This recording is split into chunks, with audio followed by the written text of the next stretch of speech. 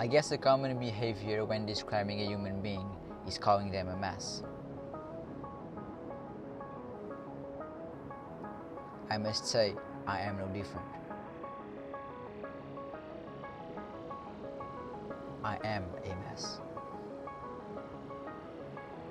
filled with fears and insecurities, a total failure in the eyes of society.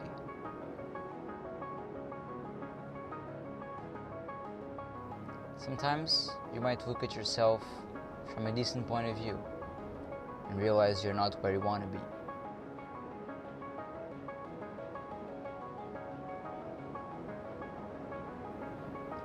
You need to think about where you once were.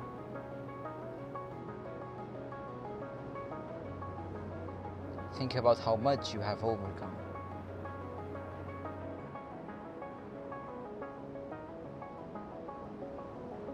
And sometimes, even through my own eyes, I see myself as a failure. But as someone once said, the concept of failure does not exist. You're either a quitter or you just keep going.